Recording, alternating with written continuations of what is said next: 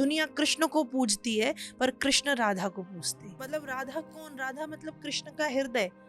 और यदि हम कहीं ना कहीं देखें तो आदमी अपने हृदय से बंधा हुआ तो है कि जब भगवान अपने किसी भक्त को खुद नहीं सुधार पाते तब उसको सुधारने के लिए, किसी बड़े भक्त को जब खुद नहीं सुधार पाते तो उसको सुधारने के लिए अपने किसी छोटे भक्त के पास भेजते। रासलीला का मतलब क्या है?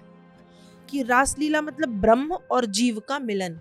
जब ब्रह्म अपने भक्त से मिल रहे हैं तो वो एक प्रसन्नता का क्षण है। रास मतलब आनंद, और आनंद जब स्वयं आनंद में डूबेंगे तो नृत्य करेंगे। कि जब गोपियां जल में स्नान कर रही थी, सरोवर में जब गोपियां स्नान कर रही थी, तो श्री कृष्ण ने उनके वस्त्र क्यों चुराए? कि गोपियों के अज्ञान रूपी, अंधकार रूपी, अविद्या रूपी पर्दे का भगवान ने हरण किया है। उसको नाम चीर हरण। एक ये, और दूसरा कि गोपियों को सीख दी कि ऐसे नहीं नहाते। और वो मर्यादा पुरुषोत्तम होते हुए भी राम जी बाली को पीछे से पेड़ के पीछे छिपकर मारते हैं, ये गलत नहीं है? कि अनुज बधू भगनी सुत नारी, सुन सठ ये कन्या समचारी, इनहि कुदृष्टि बिलोकय जोई, ताहि बधे कछु पाप न होई।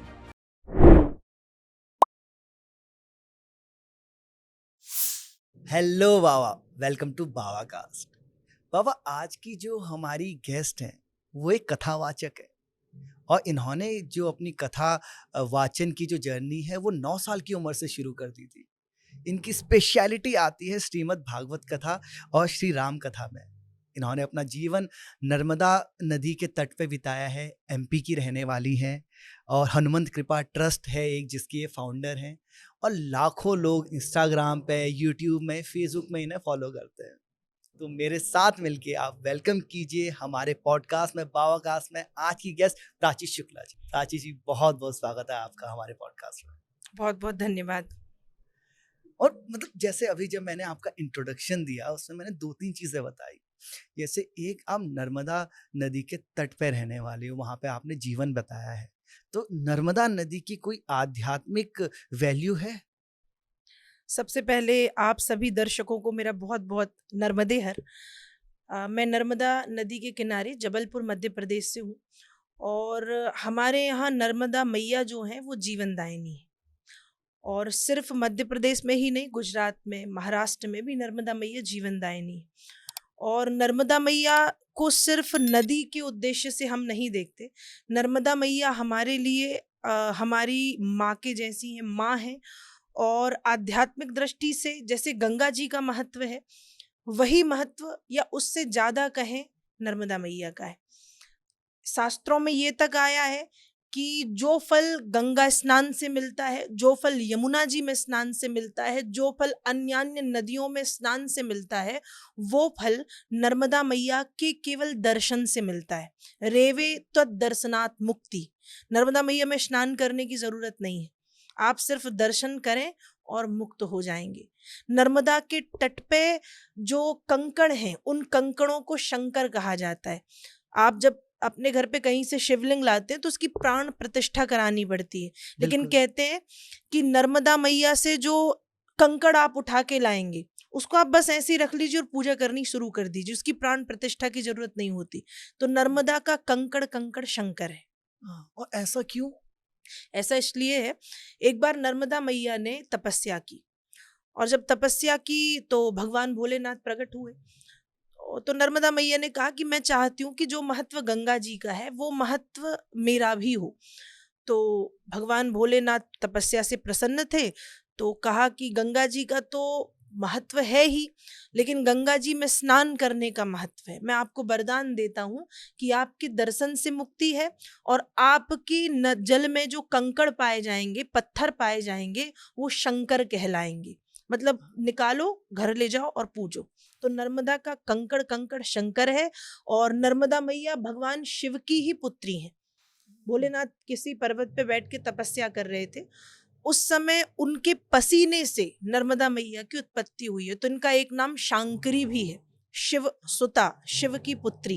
अच्छा, और मैंने सुना था कि इसकी कुछ परिक्रमा भी होती है, बहुत बड़ी जी हाँ, परिक्रमा। जी हाँ। भारत में नर्मदा मैया ही एकमात्र ऐसी नदी है, ना गंगा, न यमुना, न सरस्वती, गोदावरी, कावेरी, इतनी बड़ी बड़ी पवित्र नदियां हैं, लेकिन नर्मदा मैया भारत की एकमात्र नदी है जिनकी परिक्रमा की जाती है। और सिर्फ परिक्रमा नहीं, आपको सुन के आश्चर्य होगा, वास्तव में जो लोग भाव से परिक्रमा नर्मदा मैया की करते हैं उनको एक बार भगवान भोलेनाथ का अनुभव होता है उस परिक्रमा के दौरान। आपको लगेगा कि आपने शिव का दर्शन किया है, आपको लगेगा कि आपको नर्मदा मैया ने हाथ पकड़ के भोलेनाथ का अनुभव कराया है। और सिर्फ भोलेनाथ नहीं, आप यदि किसी सिद्धि के भाव से नर्मदा जी की परिक्रमा करेंगे तो वो सिद्धि आपको मिल जाएगी। और आप यदि कृष्ण कृपा प्राप्ति के लिए नर्मदा जी की परिक्रमा करेंगे तो उस यात्रा के दौरान आपको कृष्ण की कृपा की अनुभूति नर्मदा मैया करा देंगी। ये अनुभव है नर्मदा जी का और उनकी परिक्रमा का। अच्छा, और कैसे की जाती है परिक्रमा? ये परिक्रमा शुरू की जाती है, या एक घाट आप चुन लीजिए। आपको ये भी पता होगा कि नर्मदा जी उल्टी बह रही हैं। हर नदी पूर्व से पश्चिम से पूर्व जाती है, नर्मदा जी पूर्व से पश्चिम जा रही हैं। इसकी भी एक कथा आती है। बताइए बताइए। इसकी कथा ये आती है कि नर्मदा जी का विवाह होना था सोनभद्र से। ये अमरकंटक जो स्थान है वहां पे सोनभद्र नाम के एक राजा थे, तो नर्मदा जी और इनकी शादी होनी थी, विवाह होना था। लेकिन सोनभद्र का जो मन है वो नर्मदा जी की एक सखी थी या दासी कह दें, जोहिला, उनके ऊपर आकर्षित हुआ और नर्मदा जी को ये बात पता चली। तो नर्मदा जी को एक प्रकार से प्रेम में धोखा तो ना कहें, लेकिन ये उनको ठीक नहीं लगा कि विवाह मेरे से होना है और आकर्षित सखी के तरफ है। तो उस दिन से नर्मदा जी ने कुंवारी रहने का मन बनाया कि मैं कुंवारी रहूंगी और उल्टी दिशा में नर्मदा जी वही है कि मैं मुड़ के नहीं देखूंगी। तो हर नदी बंगाल की खाड़ी में जाके गिरती है, नर्मदा जी खंबात की खाड़ी में जाके गिरती है। अच्छा, जो गुजरात में कहीं पे गुजरात, आता है। जी हाँ, गुजरात में। और वहां से अरबिक जो सागर है उसमें मिल जाती है। हाँ, तो नर्मदा जी अमरकंटक से जो परिक्रमा शुरू होती है वो खंबात की खाड़ी, गुजरात। तो आप जिस एक तट जो आपने तट लिया उस तट से जब आप परिक्रमा करेंगे तो वहीं आके वो परिक्रमा पूर्ण होगी। जी। ये होता है ना कि आपकी कोई जो सबसे अच्छी याद हो नर्मदा तट को लेके, आपकी अपनी? जी, मेरी याद तो यही है कि जब मैंने कथा शुरू की तो पहली कथा करने का सौभाग्य ही नर्मदा तट पे मिला, मैया के तट पे। तो आज भी जब हम लोग कथा शुरू करते हैं तो नर्मदा मैया की जय बोलते हैं। तो जो हमारे मध्य प्रदेश के लोग हैं वो समझ जाते हैं कि ये वक्ता मध्य प्रदेश के हैं, क्योंकि लोग वृंदावन बिहारी लाल की जय बोलते हैं, राधा रानी की जय लेकिन हमारी कथा की शुरुआत होती है नर्मदा मैया की जय।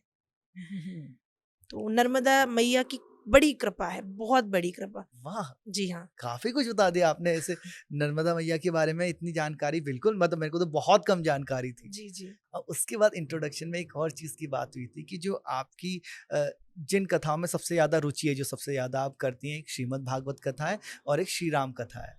तो श्रीमद् भागवत कथा के बारे में मेरे को थोड़ा बहुत समझना था, मतलब उसमें जो कृष्ण जी का जो मेन वर्णन है, 10वां स्कंद ना, हाँ। तो उसमें से कुछ कुछ चीजें थी जो मुझे पूछनी थी। जैसे एक तो जब मैंने थोड़ा चरित्र पढ़ा कृष्ण जी का, तो मैंने देखा कि जैसे कृष्ण राधा का जो प्रेम है वहाँ विरह है, साथ है, विरह है, और उसके दुख है।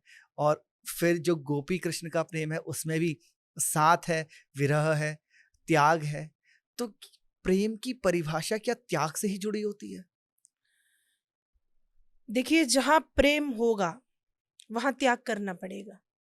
वास्तव में जहाँ प्रेम होता है वो त्याग से परिपूर्ण होता है। त्याग के बिना प्रेम नहीं हो सकता। आपको बहुत कुछ त्याग करना पड़ेगा यदि आप वास्तव में प्रेमी हैं। तो राधा जी और कृष्ण भगवान का जो विरह बताया गया है वो संसार की लीला में भगवान ने यही बताया है कि विरह भी प्रेम में आवश्यक है। आज हम पूछते हैं ना कि राधा कृष्ण का विरह हुआ, क्यों दूर गए। पहली बात तो यह है कि जो एक है वो अलग हो ही नहीं सकते, राधा कृष्ण अलग तो है नहीं। पद्म पुराण कहती है, एकद ज्योतिर्भवेद वस्या राधा माधव रूपकौ। एक ज्योति के दो रूप है, राधा और कृष्ण। जैसे पानी की तरंग जल की तरंग को उससे अलग नहीं कर सकते, जैसे सूर्य के प्रकाश को उससे छीन नहीं सकते, वैसे राधा कृष्ण को अलग नहीं कर सकते, क्योंकि दो नाम है एक ही। और ये लीला प्रभु ने दिखाने के लिए या राधा रानी ने दिखाने के लिए दो अलग रूप की विरह क्या होता है, संसार को दिव्य प्रेम क्या होता है, त्याग क्या होता है, समर्पण क्या होता है, वो राधा रानी ने यहाँ पर बताया है।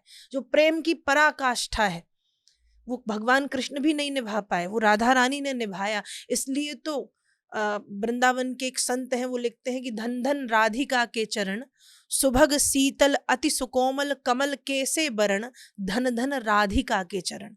राधा रानी के चरणों की सेवा स्वयं श्याम सुंदर करते हैं। अच्छा। जी हाँ, मतलब आपने कई फोटो में देखा होगा कि भगवान कृष्ण चरणों के पास बैठे हैं, चरण हाथ में लिए हैं। क्यों?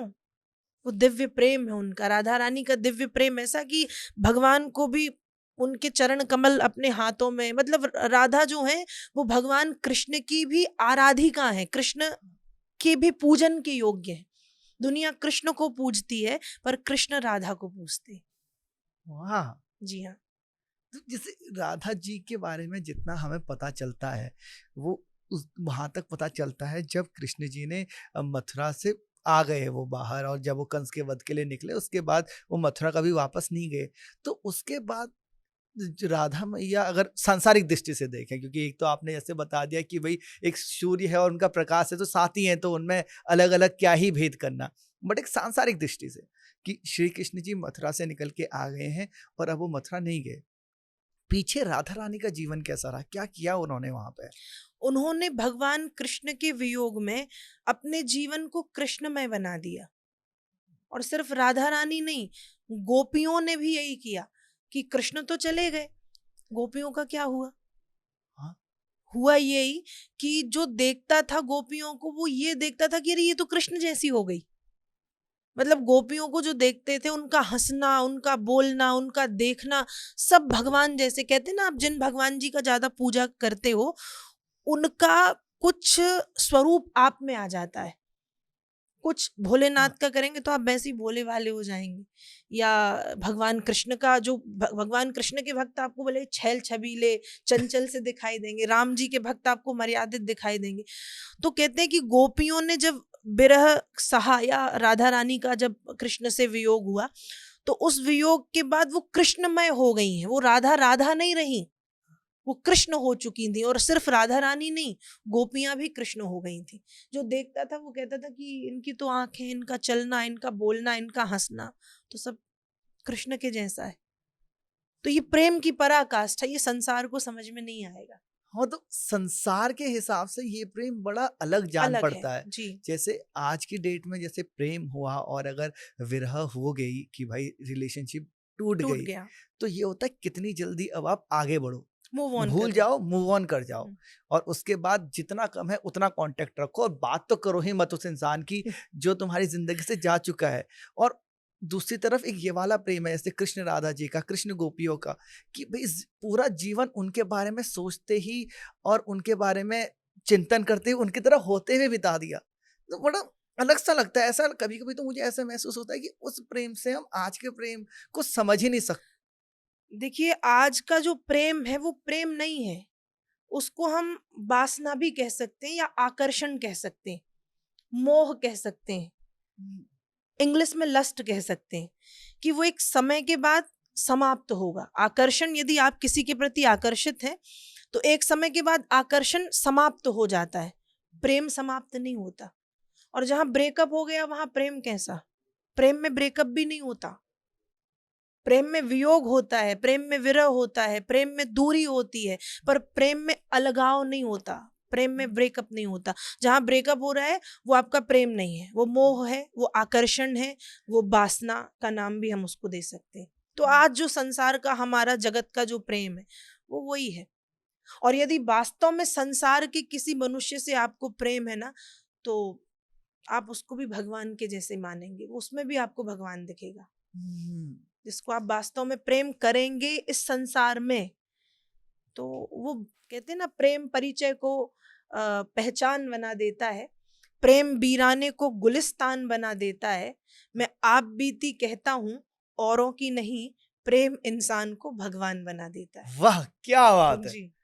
क्या बात है, बहुत खूबसूरत। जी। तो लेकिन जैसे अगर अभी ये प्रेम और उधर श्री कृष्ण और गोपियों के ही प्रेम में पहुंचे कि ठीक है भाई, गोपियां हैं, राधा जी हैं, उन्होंने अपना सर्वस्व उन्होंने श्री कृष्ण को समर्पित कर दिया, उन्हीं की यादों के साथ जी रहे हैं।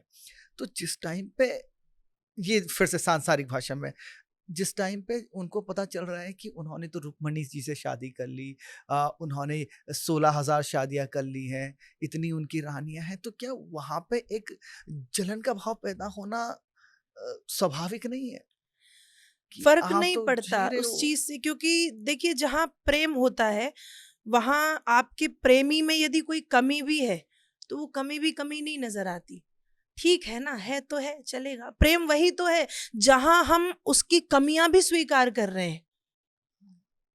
और कृष्ण भगवान की कोई कमी नहीं थी, क्योंकि वो 16 कलाओं से युक्त परम पुरुष परमात्मा है। तो 16,108 विवाह किए, उनके भी अनेक कारण हैं और अनेक कथाएं आती हैं, ठीक है। लेकिन यदि संसार की दृष्टि से हम देखें तो ऐसा प्रेम संभव नहीं है। मैं भी नहीं कर सकती, आप भी नहीं कर सकते। यदि आज हमारे आपके प्रेमी है या हमारे अपने हैं और वो कहीं और एंगेज होंगे तो हमको जलन होगी, बिल्कुल। स्वाभाविक है। लेकिन ये राधा रानी के प्रेम में नहीं, यही प्रेम की पराकाष्ठा है कि है तो है, ठीक है ना। ये प्रेम है जहां प्रेम में प्रेमी की कमियां भी उसकी कमियां नहीं लग रही। कहते, मैंने कहीं अभी इंस्टाग्राम की कोई रील थी, कभी कभी अच्छी चीजें आती, वहां मैंने ये सुना या पढ़ा कि जब आप वास्तव में प्रेम करते हैं तो प्रेमी की दूसरी प्रेमिका को भी आप प्रेम करने लगते हो। आपके प्रेमी की यदि कोई दूसरी प्रेमिका है तो आप उसको भी प्रेम है, तो ठीक है ना, मैं भी करूं वो भी करे, ठीक है। ये सुनने में अटपटा है, लेकिन राधा रानी का ऐसा ही था कि यदि कृष्ण की 16,108 रानियां हैं तो ठीक है, कोई बात नहीं। पर मैं तो कृष्ण से वही प्रेम करूंगी, मेरा कृष्ण से प्रेम कम नहीं हो सकता। यदि कृष्ण रुक्मणी से प्रेम कर रहे हैं, कृष्ण जाम्बती के साथ हैं, कृष्ण सत्यभामा के साथ हैं, तो ठीक है ना, पर मैं उन्हीं से प्रेम करूंगी। अच्छा। ये संसार में नहीं हो सकता, हाँ, ये मतलब अलौकिक है। इसमें तो ये एक ऐसा प्रेम है जिसमें आपने जो इंसान है, दूसरा इंसान है, उसको आपने बाधा ही नहीं, हाँ, उसको स्वतंत्र कर दिया कि मेरे पास मेरा प्रेम है और वो पर्याप्त है। ये जो आपने बात कही, वास्तव में प्रेम यही है कि जहां बंधन ना हो। जो प्रेम है वो बांधता नहीं है, वो मुक्त कर देता है। प्रेम में स्वतंत्रता होती है। आप किसी से प्रेम करेंगे तो आप उसको बांध रहे हो तो प्रेम नहीं है वो। आप उसको जकड़ रहे हो, आप उसको बांध रहे हो, वो कहाँ का प्रेम। आप उसको छोड़ो, उसको उड़ने दो, उसको स्वतंत्रता दो, उसको बंधन से मुक्त करो, वो प्रेम। तो ये हाँ, जिसको कहते हैं ना डिवाइन लव, वो राधा रानी ने किया। और वैसा ही प्रेम ईश्वर हमसे करता है। बिल्कुल। जैसे कृष्ण है, वो परमात्मा हमारे, वो हमसे ऐसा ही तो प्रेम करते हैं कि उन्होंने इस धरती पे लाके छोड़ दिया, बस। कहीं पर रोक टोक नहीं है ना। आप कितना ही गुस्सा करो, ईश्वर से जवाब नहीं देते, सुन लेते हैं, जी। सब देखते रहते हैं शांति से, किसी भी तरीके से आपको पकड़ते नहीं है। और जब इतनी आजादी के साथ हम ईश्वर को याद करते हैं, उनसे अपना प्रेम व्यक्त करते हैं, तो उन्हें अच्छा लगता है। जी, बिल्कुल। इसलिए उनको जगन्नाथ भी कहते हैं। सही बात है। इसलिए कहते हैं कि उनने हमको संसार में भेज के छोड़ा कि तुम रहो अपने हिसाब से, कर्म का फल तो भोगना पड़ेगा, हम जैसा करेंगे वो भोगेंगे। लेकिन उनने हमको ये नहीं किसी बंधन में बांध के नहीं भेजा कि तुमको ये ही करना पड़ेगा, तुम ऐसा ही करोगे। उनने मुक्त किया कि तुम जाओ, तुम अपनी बुद्धि दी है हमको, सोचने समझने के लिए बुद्धि दी है कि तुमको ज्ञान हो उचित अनुचित का, सत्य का असत्य का, तो वो दिया है उनने, बाकी बांधा तो नहीं।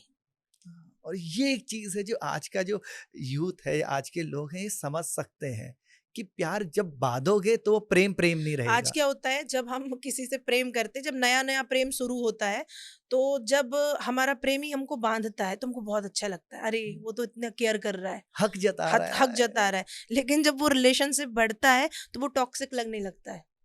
फिर लगता है कि अरे ये बहुत टॉक्सिक है, ये नहीं होना चाहिए था। हम्म। तो जहाँ ये आ जाए कि ये टॉक्सिक है, तो फिर कहाँ प्रेम। और जहाँ सामने वाले के मन में भी आ जाए कि हमको तो जानना है कब जा रहे हो, कहाँ जा रहे हो, कैसे जा रहे हो, किससे बात कर रहे हो, क्यों कर रहे हो, किस लिए कर रहे हो। क्योंकि प्रेम विश्वास का पर्याय है। जहाँ प्रेम आप वास्तव में करेंगे वहां सामने वाले पर आपको भरोसा करना पड़ेगा। तो जैसे श्री कृष्ण राधा जी की हम बात कर रहे थे, जो आपने पूरा प्रेम का बताया, तो श्री कृष्ण के जन्म का तो पता है कि कंस का वध करना, कंस का उद्धार करना ज़रूरी था। एक भविष्यवाणी हुई देवकी मैया और जब वासुदेव की शादी हुई थी तब हुआ कि 8वीं संतान आपके कृष्ण पैदा होंगे। राधा मैया का अवतार क्यों हुआ था? उसके बारे में जानकारी थोड़ा कम है। तो राधा मैया का अवतार क्यों हुआ था? देखिए, जब समुद्र मंथन हुआ तो समुद्र मंथन से सबको पता है 14 रत्न निकले, और जब 14 रत्न निकले तो उस समय अमृत जब निकला तो अमृत राक्षसों ने छीन लिया देवताओं के हाथों से। तब भगवान मोहिनी रूप बनाते हैं और वो अमृत, कथा सबको पता है कि भगवान योजना बना के देवताओं को अमृत पिलाते हैं।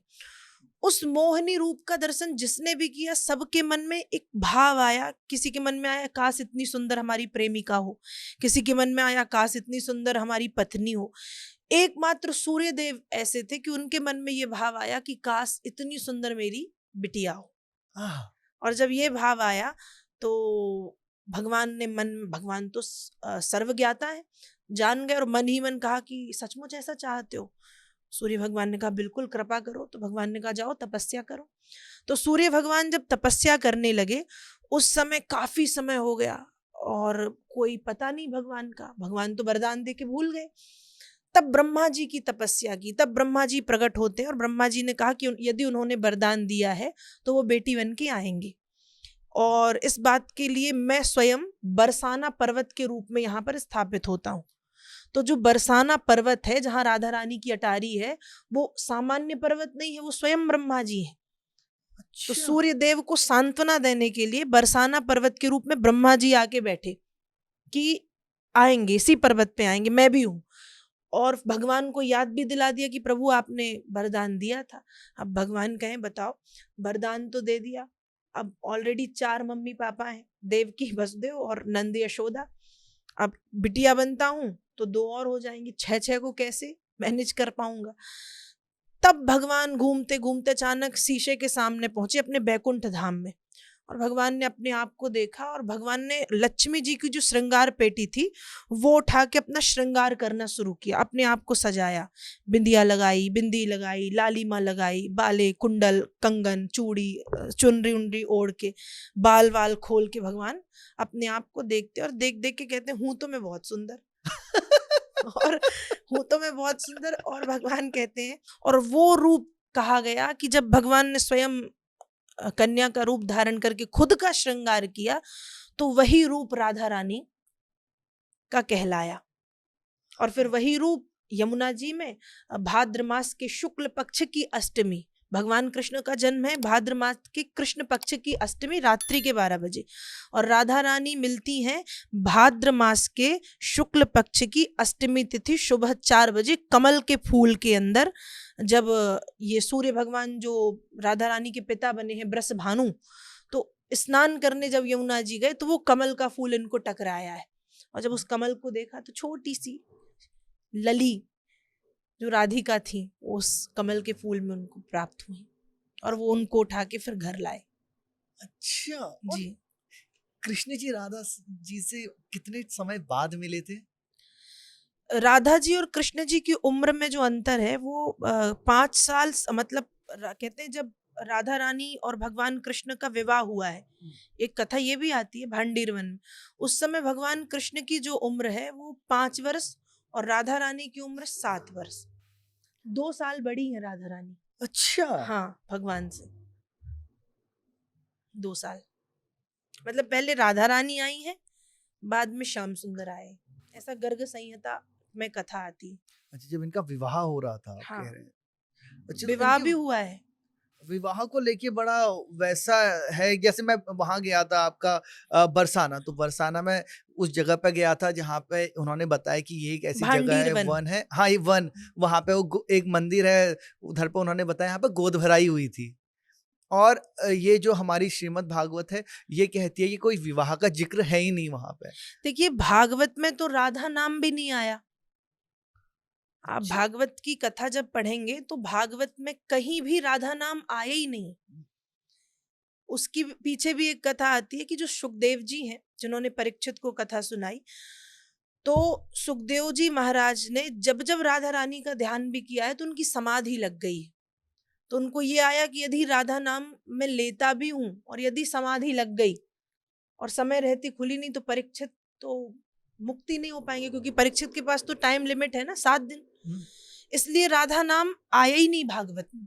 लेकिन अन्य जो ग्रंथ हैं, जैसे पद्म पुराण, 18 पुराण में एक मुख्य पुराण है पद्म पुराण, उसमें राधा रानी का वर्णन है। गर्ग संहिता, गर्गाचार्य जी की जो संहिता है, उसमें राधा रानी का वर्णन अन्य अन्य ग्रंथों में है, भागवत में नहीं। उसका बस वही कारण है, सुखदेव जी की समाधि। क्योंकि सुखदेव जी राधा रानी को अपना गुरु मानते, और उनका स्मरण, उनका ध्यान करते समय उनकी समाधि न लग जाए। फिर परीक्षित बेचारे तो गए काम से।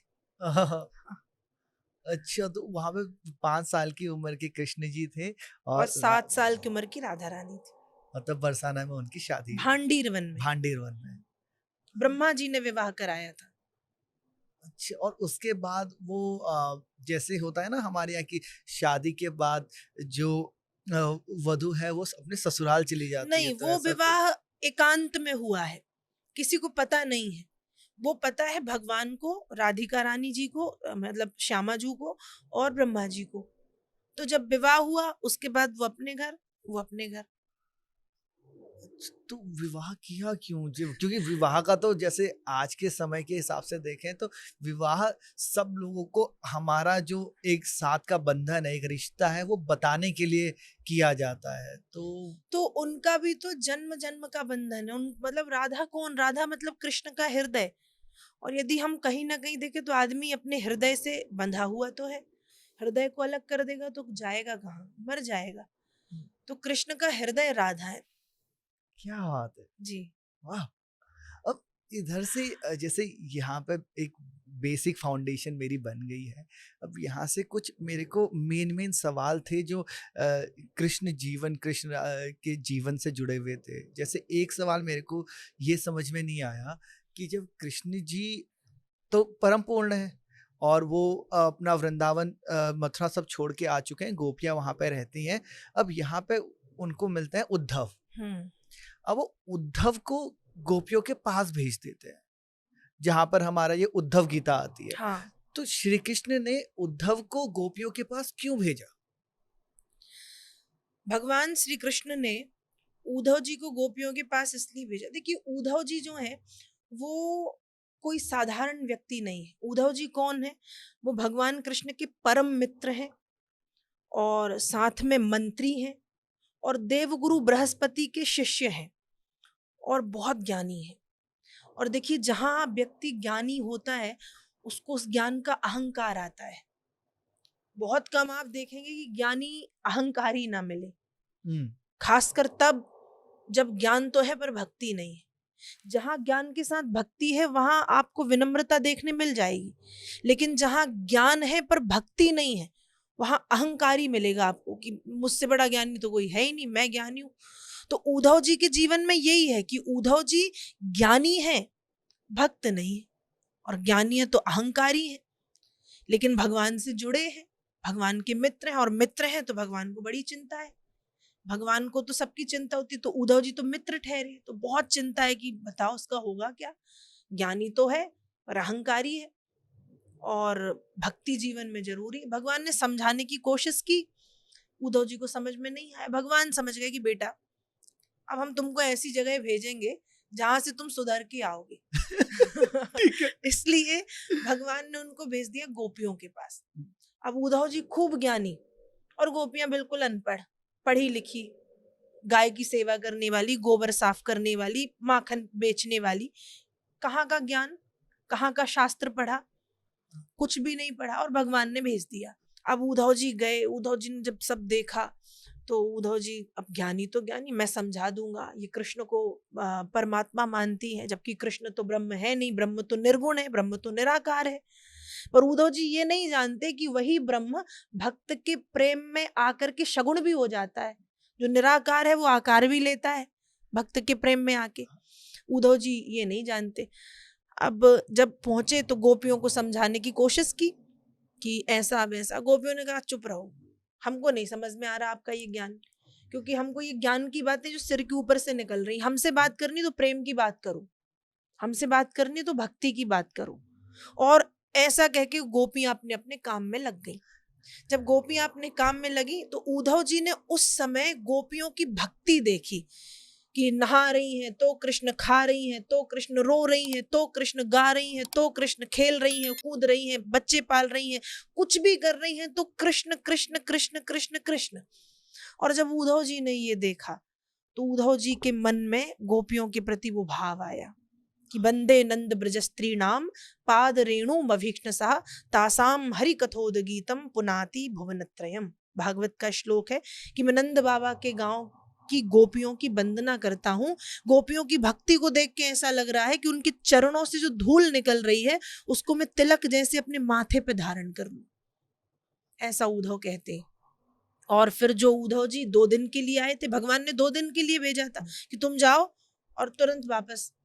पर उद्धव जी 19 महीने व्रज में वास करते हैं और फिर जब अचानक याद आया तो वापस आए और उसमें भी राधा रानी के चरणों की धूल, गोपियों के चरणों की धूल को पूरे शरीर में लगा के राधा राधा राधा राधा कहते हुए उद्धव जी लौटे।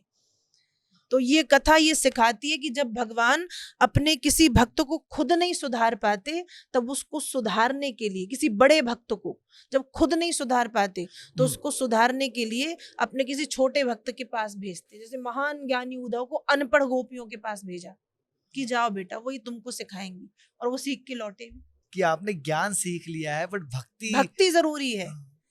ज्ञान से आप अहंकार से युक्त हो जाएंगे यदि उसमें भक्ति नहीं है। ज्ञान के साथ भक्ति बहुत जरूरी है। वो भक्ति उनको वहां देखने को मिली। एक बहुत अच्छी बात है ना, आप हमेशा याद रखिएगा कि एक योगी व्यक्ति भी भगवान को प्राप्त करता है, बैरागी भी भगवान को प्राप्त करता है, एक साधक भी भगवान को प्राप्त करता है, लेकिन जो सरल चित्त वाला भक्त होता है वो भगवान को प्राप्त नहीं करता, भगवान उसको प्राप्त करते हैं। ये योगी, बैरागी, ज्ञानी ये भगवान के पीछे भागते हैं, और जो प्रेमी, सरल और भक्त होता है भगवान उसके पीछे भागते हैं। गोपियों के पीछे भागे ना भगवान, उनके प्रेम, उनकी सरलता, उनकी भक्ति के। तो भक्ति परम पे है, भक्ति परम है। जी, जैसे जब आपने बोला कि जिस टाइम जब बहुत सरल चित्त जो भक्त होते हैं उनके पीछे भगवान भागते हैं, तो मुझे ये वाली जो अभी पिक्चर आई है महाअवतार नरसिम्हा, जी हाँ, तो उसमें जैसे जो प्रहलाद का चरित्र दिखाया हुआ है कि किस तरीके से भगवान उसका हमेशा साथ दे रहे हैं, और जैसे ही उसने भगवान को पुकारा तो भगवान एकदम उसको आके गोद में ले लेते हैं।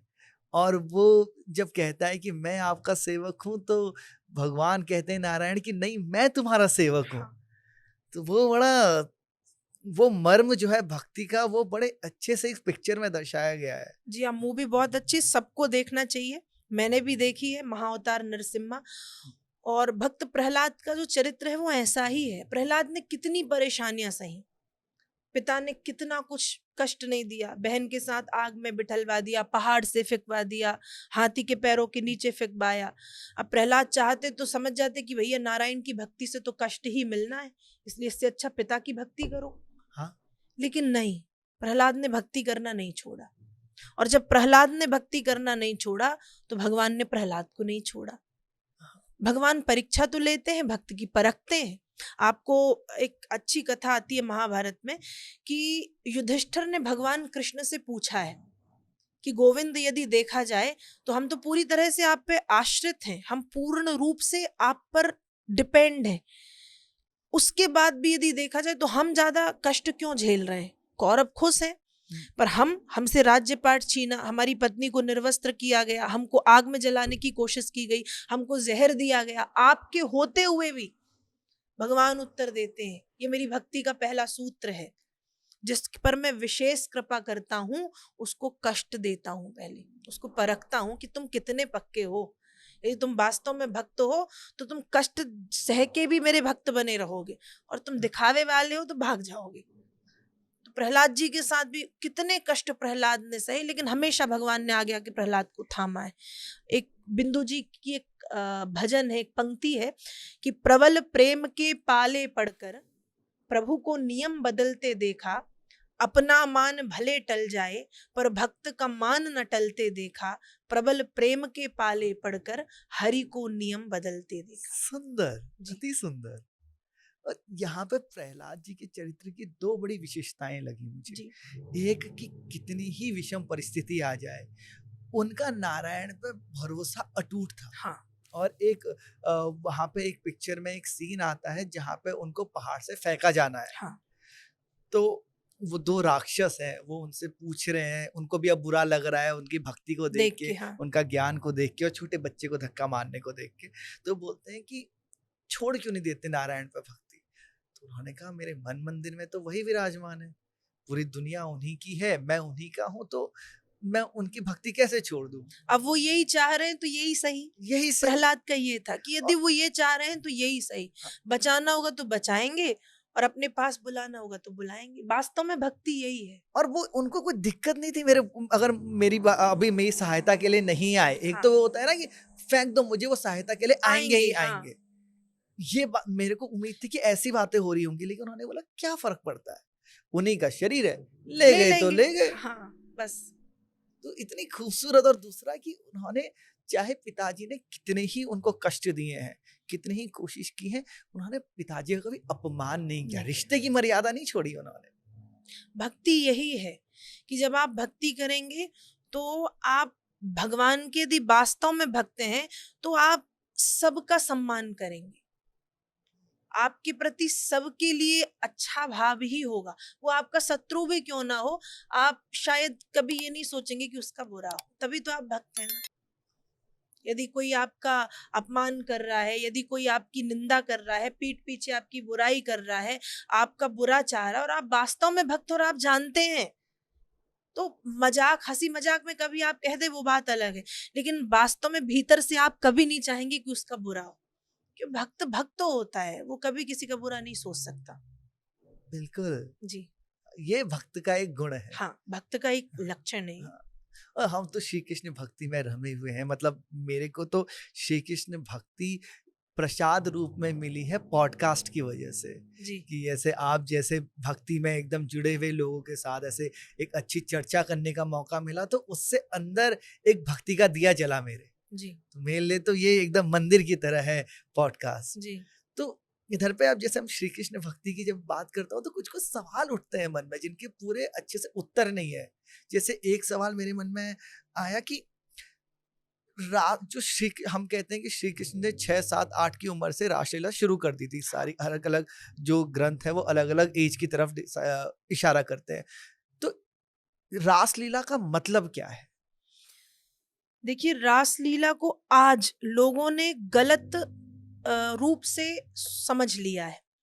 रास जो शब्द है वो संस्कृत के रस शब्द से बना है और रस का अर्थ होता है आनंद, और आनंद भगवान का नाम है। भगवान को हम कहते हैं सच्चिदानंद, कहते हैं ना सच्चिदानंद। तो आनंद स्वयं जब आनंदित हो उस समय जो प्रतिक्रिया या क्रिया उत्पन्न होगी उसको कहते हैं रास। और ये जो रास है ये ब्रह्म के और जीव का एक मिलन है, इसमें कोई काम नहीं है। तुलसीदास जी का एक दोहा है, जहां राम तहां काम नहीं, जहां काम नहीं राम, तुलसी कबहु न होत है, रवि रजनी एक ठाम। जैसे रात और दिन साथ में नहीं होता ना, वैसे ही जहां राम होंगे वहां काम नहीं हो सकता, और जहां काम है वहां राम नहीं हो सकते। तो रासलीला में तो स्वयं विराजमान है ना ब्रह्म, काम कहाँ होगा वहां? उल्टा लटका है कामदेव रासलीला में। आप स्वयं देखें कि भोलेनाथ जिनको हम बैरागी कहते हैं वो भी गोपी बन के आए ना। उनको क्यों आना था? वो तो परम बैरागी हैं। और जहां भोलेनाथ आ गए वहां कामदेव तो भटक नहीं सकता, उसकी छाया नहीं आ सकती। क्यों? क्योंकि कामदेव को भस्म किया है भोलेनाथ ने। तो भोलेनाथ रासलीला में आए हैं जहां स्वयं परम बैरागी शिव आ जाएं, शिव तत्व जहां पर गोपी के रूप में आए हैं। ब्रज में गोपी बने त्रिपुरारी, वृंदावन में गोपेश्वर महादेव का मंदिर है, तो गोपी बन के भोलेनाथ पधारे, वहां काम कैसे हो सकता है? तो रासलीला में काम का भाव नहीं है। रासलीला, हम सामान्य बात यही जाने कि रासलीला मतलब ब्रह्म और जीव का मिलन। रासलीला में सिर्फ 16-18 साल की लड़कियां नहीं हैं। रासलीला में 5 वर्ष की बालिका से लेके 100 वर्ष की वृद्धा भी है, भावात्मक श्रृंगार करके। तो कृष्ण का क्या 60, 70, 80, 90, 100 वर्ष की वृद्धा के प्रति भी काम भाव था। तो वो ब्रह्म और जीव का मिलन है और कुछ नहीं, उसके अतिरिक्त तो कुछ नहीं। वैसे अगर इमेजिन करने की कोशिश करेंगे, देखिए ब्रह्म हमारी समझ से परे है, हाँ, तो अगर मैं चाहूं भी इमेजिन करना तो मैं कर नहीं सकता। लेकिन अगर फिर भी एक इमेजिनेशन की कोशिश करें कि रासलीला हो रही है, ठीक है, श्री कृष्ण है वहां पे, गोपियां हैं, शंकर भगवान खुद मौजूद है, 5 साल से 100 साल तक की देवियां हैं। देवियां हैं, तो हो क्या रहा है वहां पे, अगर हम थोड़ा इमेजिन करने की कोशिश यदि करें। हमने तो यही देखा है ना कि कृष्ण बीच में है, राधा रानी है, गोपियां नृत्य कर रही हैं, भोलेनाथ आए हैं, भगवान ने उनके साथ भी नृत्य किया है। तो देव शक्तियां जब बहुत खुश हो जाती हैं तो नृत्य करती हैं, जब क्रोध में आती हैं तो तांडव करती हैं, और जब खुश होती हैं तो नृत्य करती हैं। तो भगवान की वो प्रसन्नता व्यक्त करने का, भक्तों के बीच में प्रसन्नता व्यक्त करने का एक तरीका है नृत्य, जिसको नाम दिया गया रास। जहां भगवान अपने भक्तों से मिले हैं, इतनी सारे भक्त, और ये गोपियां भी, ये कोई साधारण थोड़ी थी। गोपियां भी तो पूर्व जन्म में कोई ऋषि मुनि थी, कोई जनकपुर की देवियां हैं, कोई वेदों की ऋचाएं हैं, वो सब गोपी बन बन के आई हैं। तो भगवान को कहीं ना कहीं उनके भाव को भी पूरा करना है, उनसे मिलना है। तो ये ब्रह्म का जीव से मिलन रास है। और जब ब्रह्म अपने भक्त से मिल रहे हैं तो वो एक प्रसन्नता का क्षण है। रास मतलब आनंद, और आनंद जब स्वयं आनंद में डूबेंगे तो नृत्य करेंगे, क्योंकि भगवान जब खुश होते हैं तो नाचते हैं, और जब क्रोधित होते हैं तो तांडव करते हैं। हाँ, ये तो पक्की बात है।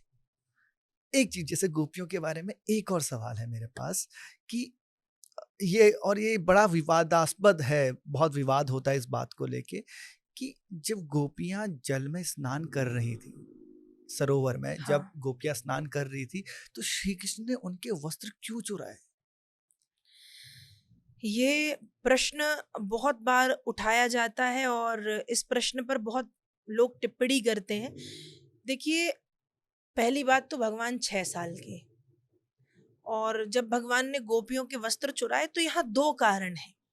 पहला कारण तो ये है कि गोपियां कात्यायनी मैया का व्रत करती हैं, मार्गशीर्ष माह, अगहन के महीने में भयंकर ठंड में यमुना जी में गले तक पानी में स्नान करती, मतलब रहती हैं, और प्रार्थना करती हैं कि हमको कृष्ण की कृपा और कृष्ण का सानिध्य मिले।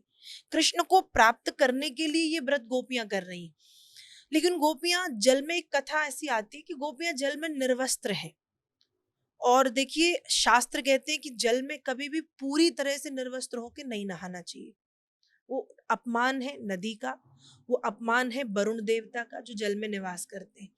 तो गोपियां जब वो करती तो भगवान ने रोक टोक समझाया भी, गोपियां नहीं मानी। भगवान ने कहा नहीं मानी तो अब अच्छे से मानोगी। तो गोपियां अपने सारे वस्त्र जब रखती हैं तो भगवान वो चुरा करके ले जाते। एक तो ये कि सबक सिखाना। दूसरा भाव ये आता है, जो गूढ़ यदि हम देखें तो गूढ़ भाव ये है कि गोपियों के और भगवान के बीच में एक पर्दा है, अज्ञान का पर्दा, चीर हरण जिसको कहते हैं, चीर का हरण। तो कृष्ण के और गोपियों के बीच में जो अज्ञान का पर्दा आ रहा है, और उस अज्ञान के पर्दे के कारण गोपियां कृष्ण सामने होते हुए भी समझ नहीं पा रही, उस पर्दे का भगवान ने हरण किया, जिसको नाम दिया गया चीर हरण। हाँ, इतना ही है, इससे ज्यादा कुछ नहीं, कि गोपियों के अज्ञान रूपी, अंधकार रूपी, अविद्या रूपी पर्दे का भगवान ने हरण किया है, उसको नाम चीर हरण। एक ये, और दूसरा कि गोपियों को सीख दी कि ऐसे नहीं नहाते। और फिर ऐसा नहीं था कि जब उन्होंने माफी मांगी तो उनके वस्त्र उनको वापस दे दिए हो, हाँ, वहां पे उनको उन्होंने मजबूर किया ना शायद बाहर आने को, जैसा कुछ कुछ तो कथाओं में सुनने को मजबूर मिलता है। इसलिए किया है कि जब आप ब्रह्म के सामने हैं, जैसे जब एक माँ होती है, माँ के सामने 5-6 वर्ष का जो बालक है, या माँ अपने बालक के सामने, बालिका के सामने, छोटा बच्चा है, माँ स्नान भी कर लेती है उसके सामने, वो रो रहा है, पता चला वो सामने बैठा माँ नहा रही है। क्यों? उसको पता नहीं है कि माँ किस अवस्था में, क्योंकि वो बच्चा है, अनजान है, उसके मन में कोई कपट, कोई छल, कोई भाव है नहीं माँ के भाव के अलावा, कि बस मेरी माँ है। तो बस वही भाव है कि तुम बाहर आओ और अपने उस जो तुम्हारे मन में एक अज्ञान है, समर्पण में जो कमी रह गई उस कमी को हटाओ, तभी तुम मुझे पूरी तरह से पा सकती हो। इसलिए भगवान ने मजबूर किया कि बाहर आओ। अच्छा, और अगर एक बहुत ज़रूरी चीज़ जो यहाँ पे ध्यान रखने वाली है कि चाहे रासलीला हो, चाहे ये वस्त्रहरण हो, इधर पे कोई काम की भावना नहीं है। नहीं है। तो हमको जो सबसे बड़ी आपत्ति है इन दोनों चीज़ों में, वो ये है कि यहाँ पे एक काम की भावना भी इन्वॉल्व थी, जो कि नहीं है बिल्कुल भी। आपत्ति लोगों को यही है क्योंकि लोगों को पूरी पूरी कथाएं पता नहीं है। लोगों ने सिर्फ जो देखा, जो टेलीविजन पे दिखाया गया, जो सीरियल में दिखाया गया कि वस्त्र हरण किया, मजबूर किया, लेकिन क्यों किया, उसका सार क्या था, वो भी तो बताना चाहिए ना, कि क्यों किया, किस लिए किया, तो वो हटेगा। और जैसा कि मैंने कहा कि जहाँ काम है वहां राम हो ही नहीं सकते, और जहाँ राम है वहां काम नहीं हो सकता। तो नहीं हो सकता काम, काम का कोई भाव ही नहीं है वहां। वो भक्त और भगवान, कहते हैं ना, भक्त और भगवान का संबंध वो ही जानते हैं, और कोई तीसरा समझ भी नहीं पाता।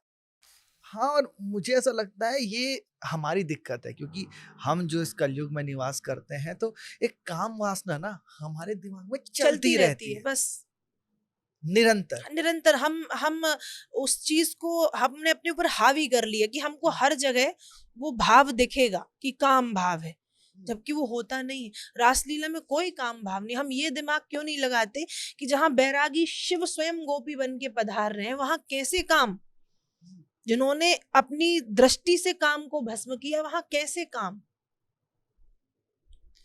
और वही यहाँ पे आ जाता है कि जब 5-6 साल के वो बालक हैं, हाँ, तो उनके लिए क्या काम की इच्छा? बस वो तो एक सीधा बात, वो ब्रह्म है, भक्त है, वो ब्रह्म और जीव का मिलन रास है। चीर हरण के सार यही है कि ब्रह्म का भक्त की आंखों पे पड़े अज्ञान का पर्दा हटाना, और कुछ नहीं।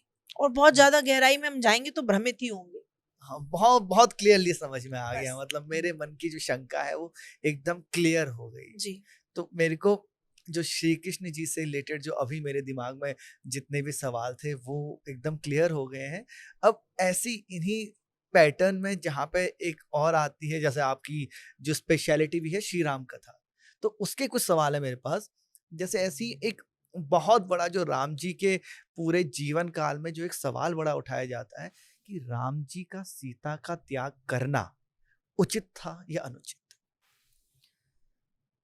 देखिए, इस बात पे बहुत सारे विवाद भी हुए, बहुत सारी बातें भी हुई, पर फिर मैं वहीं आ जाऊंगी कि भगवान की हर लीला के पीछे कोई कारण होता है। दो कारण है। पहला कारण कि राम जी एक राजा है, हम्म, और कोई साधारण राजा नहीं है। राम का नाम ही है मर्यादा पुरुषोत्तम, और जहाँ मर्यादा पुरुषोत्तम है वहां मर्यादाओं का ध्यान रखना पड़ेगा। और एक मर्यादा पुरुषोत्तम और एक श्रेष्ठ राजा का धर्म सबसे पहले परिवार से पहले प्रजा है।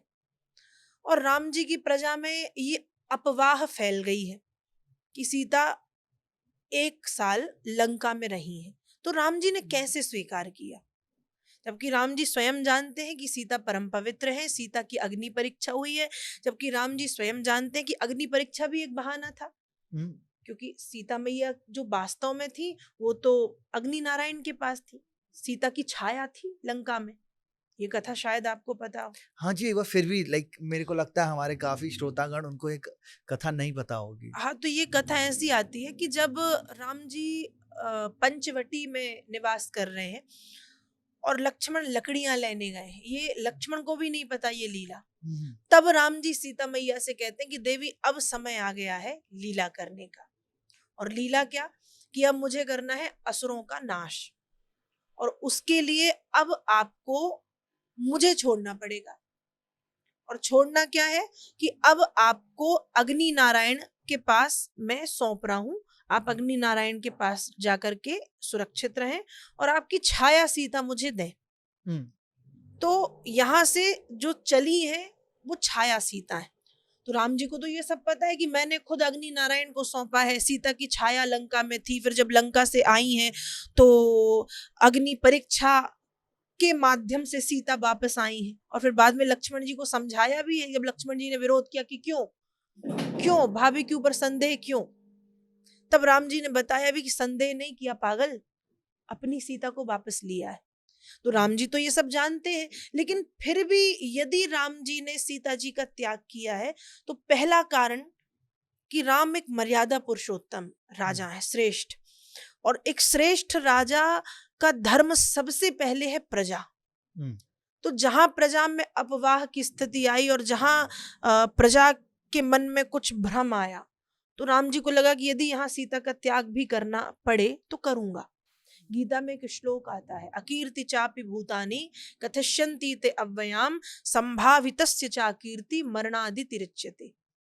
श्लोक ये आता है कि यदि किसी विद्वान, किसी सम्माननीय व्यक्ति की कीर्ति को कलंकित कर दिया जाए तो वो मृत्यु दंड से भी बड़ा है। किसी ने कोई अपराध किया, हमने मृत्यु दंड दे दिया, एक बार में मर जाएगा। लेकिन समाज में जिसका बड़ा सम्मान है और थोड़ा सा भी उसको कलंक लगा दिया जाए, झूठ झूठ का भी, तो जब जब उसको वो याद आएगा तब तब वो मरेगा। आप सोचो ना, किसी को बार बार कलंकित किया जाए, कोई सम्माननीय व्यक्ति को बार बार कहा जाए, बार बार, तो वो पल पल मरेगा। वो स्थिति है राम जी की। तो राम जी ने कहा कि यहाँ ये सही, एक कारण। दूसरा जो गूढ़ कारण, ये समाज को दिखाने वाला कारण है। दूसरा गूढ़ कारण ये है कि जब राम जी 14 वर्ष वनवास गए तो राम जी सारे ऋषि मुनियों से मिले, अगस्त्य जी से मिले, भरद्वाज जी से मिले, सुतीक्ष्ण मुनि से मिले, ना जाने कितने कितने। और सभी ने राम जी को, किसी ने शक्तियां दी, किसी ने शस्त्र दिए, किसी ने ज्ञान दिया, किसी ने कृपा दी। राम जी वाल्मीकि जी से मिले, भगवान वाल्मीकि से, लेकिन राम जी को उनसे कुछ प्राप्त नहीं हो पाया। और वाल्मीकि जी के पास जो सिद्धियां, शक्तियां हैं, राम जी चाह रहे हैं कि वो मेरे वंश में हो। और सीता जब गर्भवती हुई, और सीता मैया की भी कहीं ना कहीं ये इच्छा है कि मुझे संतों का सानिध्य मिले गर्भावस्था में, तो राम जी ने कहा लीला तो करनी पड़ेगी, ऐसे तो मैं भेज नहीं सकता।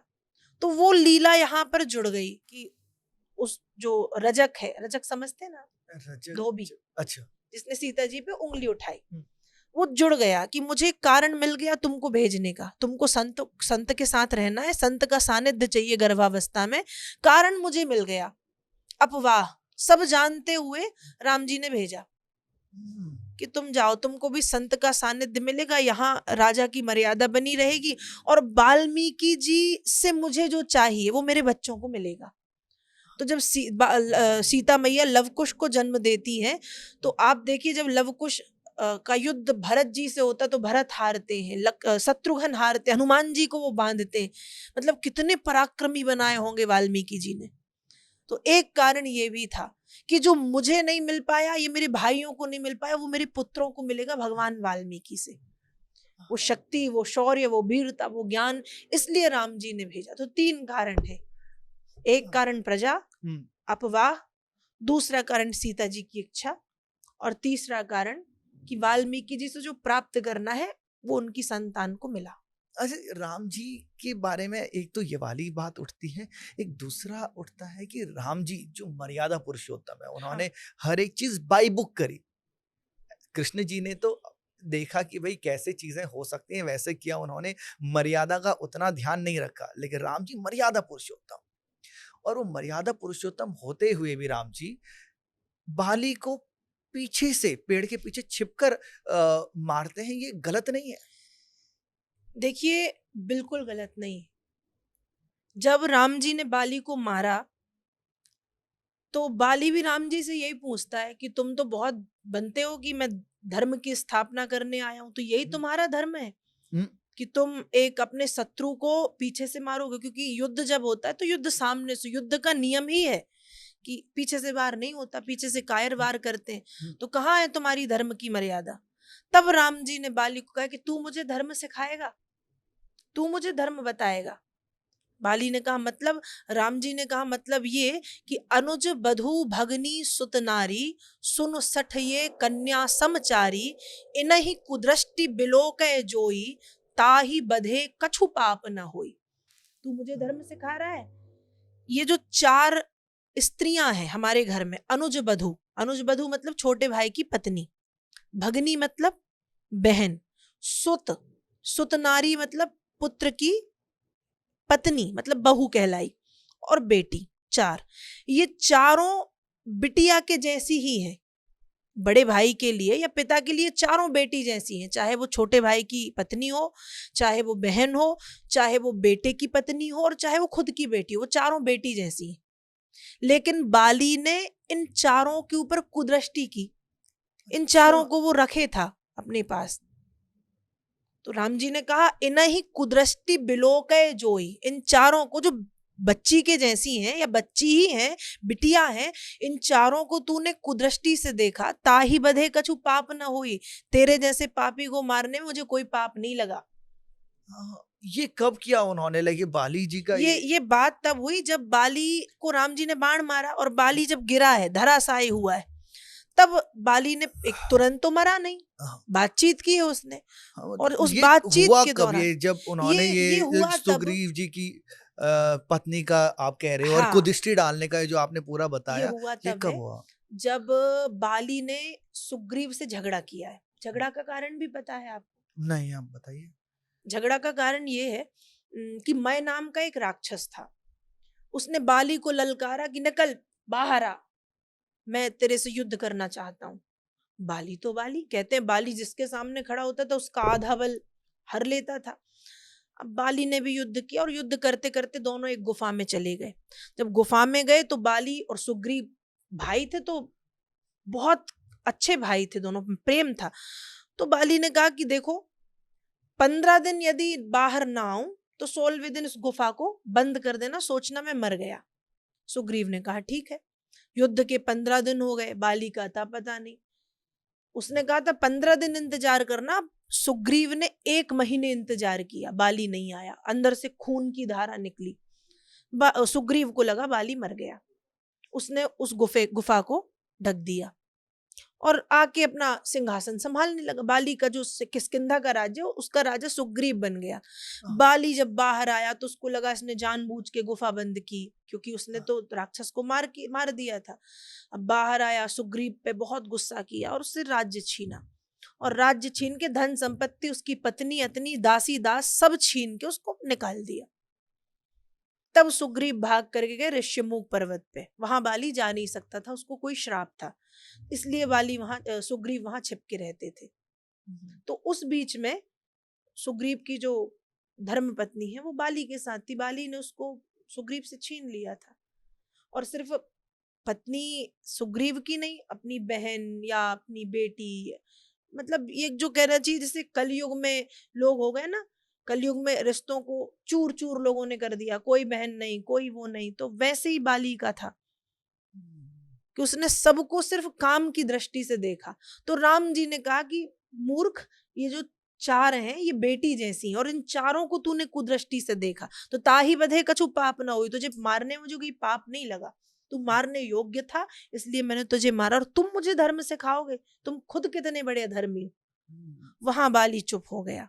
हम्म, और फिर बाली राम जी के चरणों में ऐसा समर्पित हुआ कि बाली अंत में कहता है मैं आपको कुछ देना चाहता हूँ। राम जी ने कहा बताओ। बहुत बड़ी बात है, लोग कन्यादान करते हैं ना। किसी की हिम्मत हुई, किसी ने अपने बेटे का दान किया हो, पुत्र का दान हमने आज, कन्यादान तो बड़े, अरे कन्यादान 20 साल की हुई नहीं, दान कर दो, दूसरे घर भेज दो, पराए घर भेज दो, कन्यादान कर दो। पर बाली ने पुत्र का दान किया। ये तनय मम सम विनय बल कल्याण प्रद प्रभु लीजिए, गहिवाह सुर नर नाह आपन दास अंगद कीजिए। राम जी, बाली चाहता तो कहता कि मैं मर रहा हूं, सुग्रीव राजा नहीं बनेगा, राजा बनेगा मेरा बेटा। हम्म, लेकिन क्या कहा, राजा सुग्रीव को बनाओ, मेरे बेटे की बाह आप पकड़ लो, इसको आप अपना बेटा बना लो, मैं इसको आपको दान दे रहा हूं। लोग कन्यादान करते हैं, बाली ने मरते मरते ये अच्छा काम किया कि राम जी के चरणों में समर्पण करके अपने पुत्र अंगद का दान राम जी को दे दिया। इसलिए आगे फिर अंगद ने राम जी के प्रति पूरा समर्पण और अपनी श्रद्धा दिखाई। और वो एक बार राजदूत बन के गए भी थे, हाँ, रावण से बातचीत करने गए वो तो थे। बहुत अच्छी कथा है। वो क्या हुआ था वहां पे? राम कथा बहुत बहुत सुंदर है। वहां ये हुआ था कि जब जामवंत जी से पूछा, जब समुद्र पार करके लंका पहुंचे और जब जामवंत जी से पूछा है कि अब किसको भेजे, तो जामवंत जी सबसे सयाने हैं। देखो कहते हैं ना, परिवार में एक बुजुर्ग होना चाहिए, भले बुजुर्ग शरीर से साथ ना दें, भले बुजुर्ग धन से साथ ना दें, लेकिन बुजुर्गों को अनुभव होता है, सयाने हो गए, अनुभव है, इतनी लंबी उम्र उनने बिताई। तो जामवंत जी सयाने हैं, हाँ। तो राम जी ने उनसे सलाह ली कि अब किसको भेजा जाए, अभी तो हनुमान को भेजा था, फिर से हनुमान को भेजे क्या? जामवंत जी ने कहा बिल्कुल नहीं, हनुमान को दोबारा भेजोगे तो रावण को लगेगा इनके पास एक ही बंदर है शक्तिशाली, जिसको बार बार यहाँ वहां करते रहते हैं। अंगद को भेजो, पता चलेगा कि हनुमान जैसा एक और हनुमान है।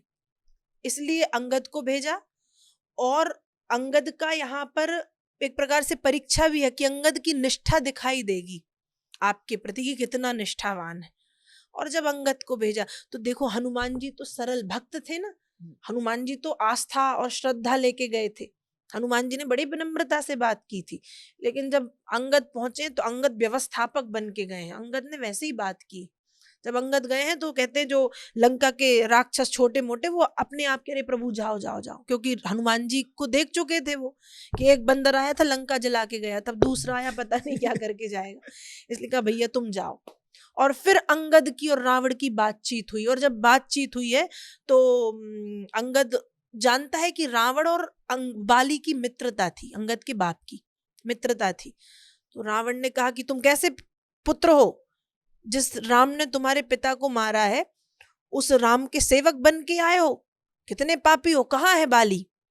पहले तो ये पूछा कहाँ है बाली, और जब ये पूछा कहाँ है बाली तो अंगद ने कहा ये तुम मुझसे मत पूछो कहाँ है बाली, 2-4 दिन इंतजार करो, तुम भी वहीं पहुंच जाओगे और फिर तुम खुद उनसे पूछना कि क्यों, कैसे हो, क्या हाल चाल। और यहाँ अंगद ने राम जी के प्रति अपनी निष्ठा, समर्पण, वाक्पटुता दिखाई, वाक्पटुता मतलब अपनी वाणी की शक्ति दिखाई है, और रावण से बातों में युद्ध किया है। तो रावण कहता है तेरा बाप तो इतना गप्पी नहीं था, गप्पी समझते हैं? हाँ, कि जो गप्पे करने वाला। हाँ हाँ तू हाँ, कितना बड़ा गप्पी है, कितना बोलता है। मेरा निकनेम था स्कूल में गप्पी। क्यों, आप ज्यादा बात करते थे? हाँ, वो तो तब मैं फेंकता भी ज्यादा था तो ठीक है। ठीक है। तो फिर कहा तू गप्पी, बहुत बड़ा गप्पी है तू।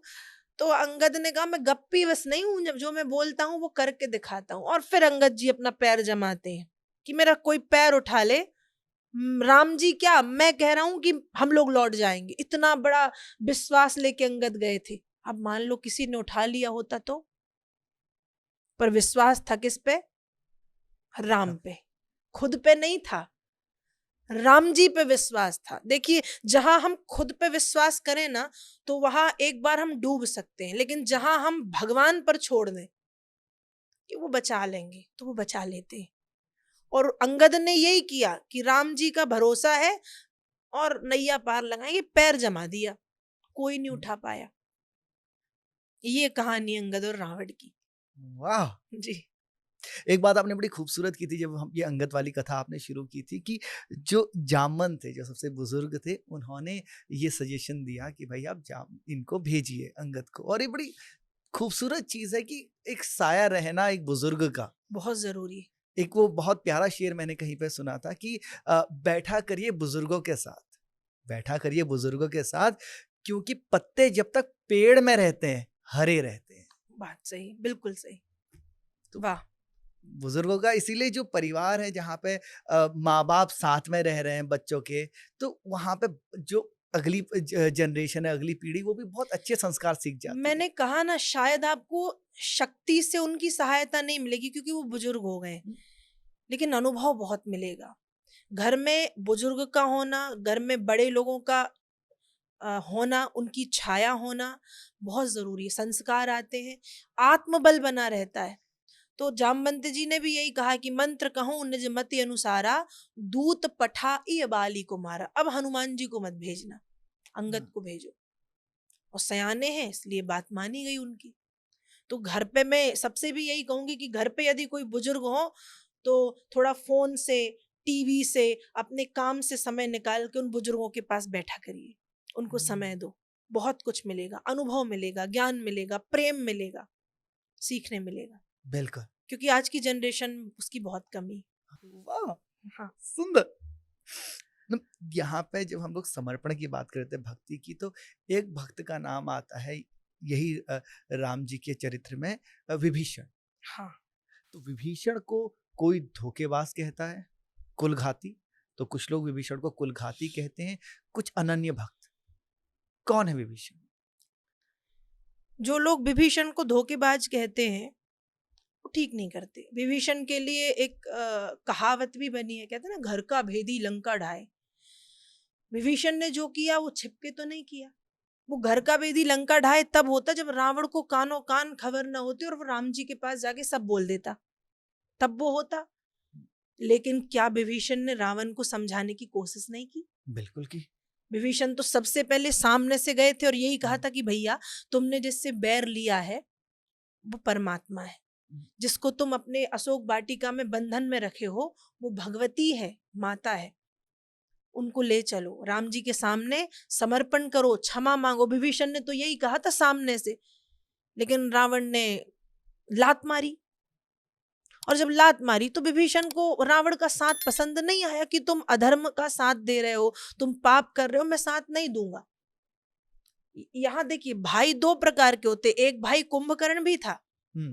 कुंभकर्ण ने भी रावण को समझाया है पहले कि भैया तुम भी जानते हो कि राम कौन है, उसके बाद भी यदि राम को तुम मारना चाहते हो या राम से तुम युद्ध कर रहे हो या बैर ले रहे हो तो मैं एक बार तो समझाऊंगा कि गलत कर रहे हो, लेकिन ठीक है यदि तुमको युद्ध ही करना है तो मैं साथ हूं। एक भाई कुंभकर्ण भी था कि उसने अच्छे में भी साथ दिया कि तुम अच्छा करोगे तो भी मैं तुम्हारे पीछे हूं, और बुरा कर रहे हो तो भी मैं तुम्हारे।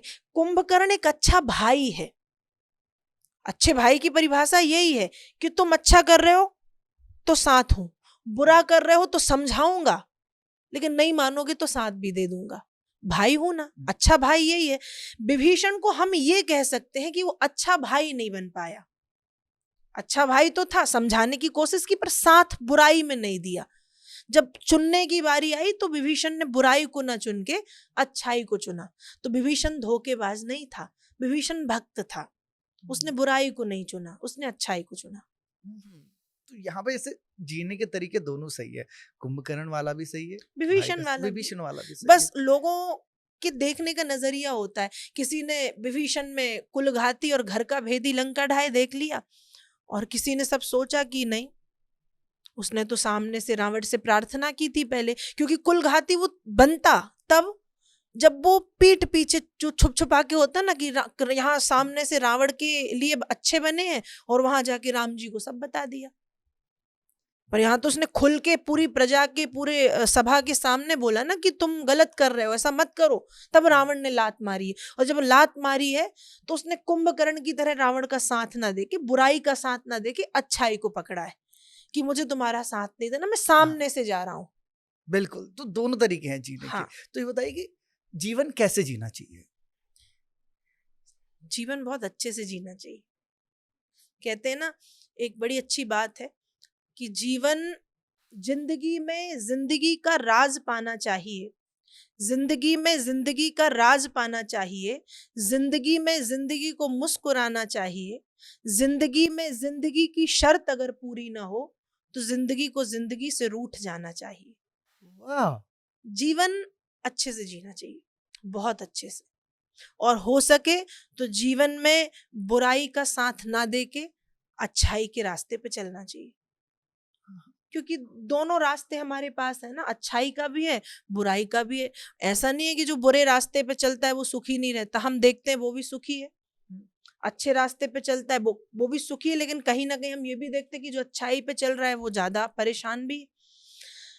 पर बाद में ये सब, कहते हैं ना, पृथ्वी गोल है, हम जैसा करते हैं वो घूम फिर के हमको भोगना पड़ता है। इसलिए हो सके तो जीवन जीने के दो तरीके हैं, अच्छा तरीका भी है, बुरा तरीका भी है। हमको भगवान ने बुद्धि इसलिए दी है कि हम सोचे समझे और बुराई का त्याग करके अच्छाई को अपनाएं। बिल्कुल। तो यहाँ पे जब हम बुरे और अच्छे तरीके की बात करते हैं तो एक सवाल हमेशा उठता है, नॉनवेज और वेज का। हाँ, अब नॉनवेज वेज भी बहुत सिंपल टर्म नहीं है, जैसे अब वेज भी कई प्रकार के होते हैं। हाँ, जैसे भाई वीगन एक होता है, वेजिटेरियन हो गया कि भाई जैसे एक नॉन वेजिटेरियन है जो बोलता है मैं सिर्फ चिकन खाता हूँ, अंडा नहीं खाता। सिंपल। सिंपल नॉन वेजिटेरियन हूँ, मैं सिर्फ चिकन अच्छा, खाता अच्छा, हूँ। अच्छा। एक है कि मैं सब खा लेता हूँ। फिर वेजिटेरियन में हो गया कि भाई मैं वेजिटेरियन हूँ, बस कभी अंडा खा अंडा लेता खाता हूँ। हूँ। मैं वेजिटेरियन हूँ, मैं सिर्फ ग्रेवी खा लेता हूँ, है ना? मैं ट्यूसडे को वेजिटेरियन हूँ। मैं सावन के महीने में और नवरात्रि में वेजिटेरियन हूँ। वेजिटेरियन हो। तो हमेशा ये एक सवाल उठता है कि क्या अगर किसी की खाने की पद्धति नॉन-वेज है, तो क्या नॉन वेजिटेरियन इंसान, नॉन-वेज खाने वाला इंसान भगवान को प्राप्त कर ही नहीं सकता? देखिए, प्रश्न बहुत अच्छा है, लेकिन पहली बात तो ये मुझे ऐसा लगता है कि नॉन-वेज नहीं खाना चाहिए। कहते हैं जैसा खाओगे अन्न, वैसा होगा मन। मन। आप जो खाएँगे, उससे खून बनेगा। जो खाएँगे खून उसी से बनता है ना, और खून पहुँचता है यहाँ। अच्छा खून पहुँचेगा, बुद्धि अच्छा काम करेगी, बुरा पहुँचेगा। एक बहुत अच्छी कथा आती है कि जब अर्जुन ने भीष्म पितामह को बाणों की सैया पर लिटाया, तो भीष्म पितामह के अंतिम दिनों में द्रौपदी मिलने गई। हुँ। अब भीष्म पितामह लेटे हैं, सैकड़ों बाण और खून बह रहा, कष्ट है शरीर को, और द्रौपदी देख के हंस रही है।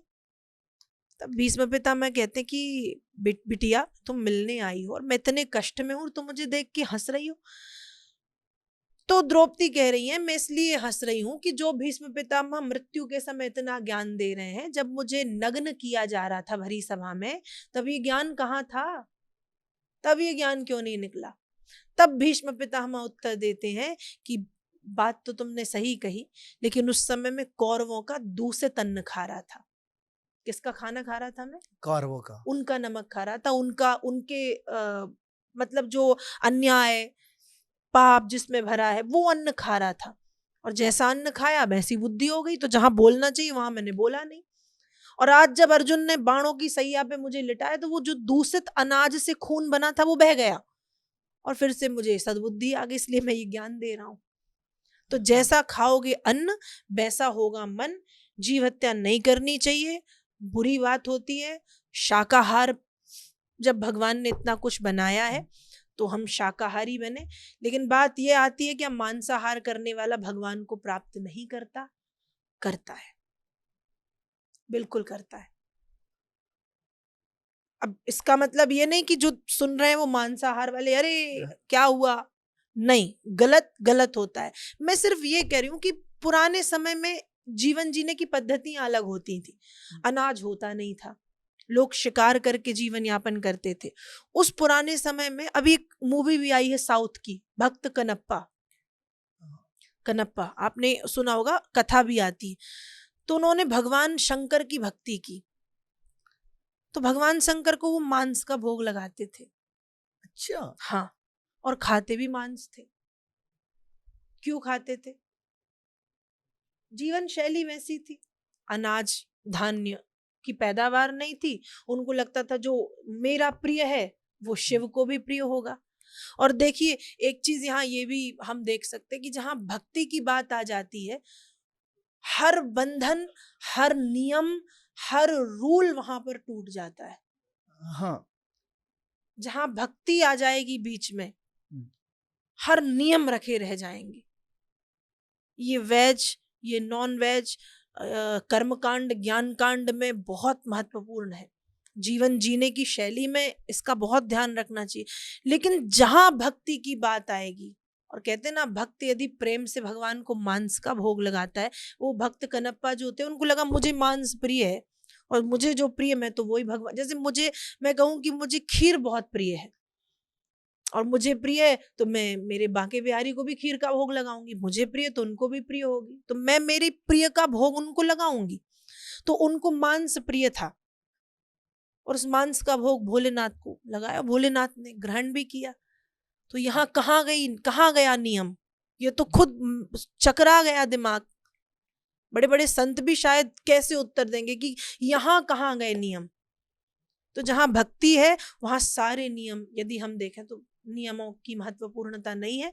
मांस नहीं खाना चाहिए और अंडा भी नहीं खाना चाहिए। एक बड़ी अच्छी कहावत मैंने कहीं सुनी थी कि फेंक देते हैं हम वो भोजन जिसमें एक बाल हो। हम भोजन करते हैं, हमारी थाली में यदि बाल आ जाए, बाल किसका है घर पे? माँ का, बहन का, बेटी का, पत्नी का। फिर भी हमको थोड़ी सी घिन आ जाती है कि बाल, तो फेंक देते हैं हम भोजन जिसमें एक बाल हो, फिर क्यों खाते हैं हम अंडा जिसमें एक माँ का लाल हो? अंडे में क्या है? उसी से तो चूजा निकलता है। हम्म, हम बाल से घृणा करेंगे जो पता है कि घर पे ही किसी का है, तो फिर वो कैसे खा लेते हैं लोग? मांस कैसे खा लेते हैं? और मुझे ऐसा लगता है कि जो मांस भक्षण करते हैं ना, जब इतनी निर्ममता, इतनी कठोरता से जब किसी जीव को आप काट के खाओगे, तो आप भीतर से भी कठोर हो जाते हो, आपकी पूरी भावनाएं मर जाती हैं। बिल्कुल। अब जब जैसे कभी मैंने किसी नॉन वेजिटेरियन के साथ ये डिस्कशन किया, तो उनका कहना था कि यार जो पौधे हैं, जिंदा तो वो भी हैं। जैसे कुछ एक सभ्यता है जिसमें क्या है कि अगर उनको कोई पेड़ हटाना होता है, तो वो काटते नहीं है, उसकी जड़ सुखाते नहीं है, वो पूरा गांव इकट्ठा होके उस पेड़ को गालियां देता है, और उस गालियों के प्रभाव से वो पेड़ सूख जाता है क्योंकि जिंदा है। और एक हमारे वैज्ञानिक हुए जगदीश चंद्र बसु, उन्होंने भी ये ये प्रूफ किया था कि भाई पौधों में जीवन है। जैसे अगर मुझे सही याद है तो उन्होंने बोला कि ये जीवित है, अगर जैसे मैं जहर, मेरे को जहर पिलाओगे तो मैं मर जाऊंगा, तो वैसे अगर मैं इसकी जड़ में जहर डाल दूं अभी, तो ये भी सूख जाएगा, मर जाएगा। तो उन्होंने जहर मंगाया, जहर डाला, नहीं सूखा, नहीं सूखा। तो उन्होंने क्या किया, वो जहर पी लिया और वो भी नहीं मरे। तो देखिए, उससे ये पता लगा कि भाई पीठ पीछे किसी ने जहर को बदल दिया था, फिर एक्चुअल जहर मंगाया गया और जहर से वो सूख गया। तो नॉन वेजिटेरियन कहते हैं कि अगर तुम वेजिटेरियन हो, पेड़ पौधे पत्तियां ये सब भी खा रहे हो, तो वो भी तो जीवित है। देखिए जीवित है, मान रहे हैं जीवित है, लेकिन पेड़ को जब हम काटते हैं, कष्ट उसको भी होता है, लेकिन पेड़ के जब आप फल तोड़ते हो या फल अपने आप गिरते हैं, तो उसमें से खून निकलता है, चिल्लाता है, वाह दर्द होता है। जैसे बकरे को काटोगे तो वो कितना रोएगा, कितना तड़पेगा, कितना चिल्लाएगा, बकरा है, मुर्गी है, मछली, उनको। लेकिन पेड़ का तो हमने कभी ऐसे देखा नहीं ना कि सेब लगा है, वो अपने आप गिरा और उसको दर्द हुआ हो, या किसी ने तोड़ा हो तो उसको, क्योंकि फल हुए हैं तो वो खाने के लिए हुए हैं। पेड़ को काटना नहीं चाहिए, इस बात को मैं बहुत अच्छे से समझ रही हूँ कि काटना नहीं है, क्योंकि जीवन उसमें है, कष्ट उसको भी हो रहा है। लेकिन ये जो चीजें बनाई गई हैं, फूल तोड़े जा सकते हैं, फल है आप नहीं तोड़ोगे वो अपने आप गिरेगा, गिरेगा ना। आम के पेड़ में आम लगे हैं, आप नहीं तोड़ रहे, वो अपने आप गिर के वो तो उसमें हम ये भी कह देंगे कि जीव अगर मैं नहीं मारूंगा अपने आप मरेगा ही अरे, तो। ये तो फिर बातों को घुमाना वाली हाँ बात हो गई। बस कि अगर देखा जाए तो अगर जिसको जो करना है वो उसका कोई ना कोई जस्टिफिकेशन ढूंढ ढूंढ लेता लेगा, है हाँ। कि मैं करता हूँ क्योंकि इसलिए सही है। जो जिसको अच्छा लगेगा वो उसमें अपना कोई सॉल्यूशन निकाल लेगा, तो उसमें हम कुछ नहीं कर सकते। बस सीधी चीज ये है कि आप जैसा अन्न खाएंगे वैसा आपका मन होगा, इसलिए शाकाहार चुनना चाहिए। और आज लोगों ने, बहुत से लोगों ने मांसाहार छोड़ के शाकाहार को स्वीकार भी किया है, और उसमें अपने जीवन में क्या बदलाव आया है वो भी बताया है। लेकिन आप ये यदि कहें कि एक भक्त यदि मांसाहार है, कर रहा है, और वो भगवान को नहीं पा पाता, तो ऐसा नहीं है। मैंने कहानी बताई कि जहाँ भक्ति बीच में आ जाती है, जहाँ एकदम अनन्य भक्ति है, तो वहाँ सारे नियम रखे रह जाते हैं, भक्ति के सामने सब नियम रखे रह जाएंगे। पूरा श्री कृष्ण का जीवन यही बताता है कि भक्त और भगवान के बीच में कोई नियम नहीं कोई आता। नियम नहीं, कोई नियम नहीं। बिल्कुल। तो एक जीवन के बारे में एक और चीज मुझे थोड़ा परेशान करती है कि जो हम लोग जो चीज़ हमें पसंद है वो करने की कोशिश करते हैं। जो गाड़ी पसंद थी वो ले ली, जो घड़ी पसंद है खरीद ली, जो कपड़ा पसंद है कर लिया। तो जितनी इच्छाएँ हैं, हम लोग की कोशिश होती है ज़्यादा से ज़्यादा इच्छाएँ पूरी कर लें।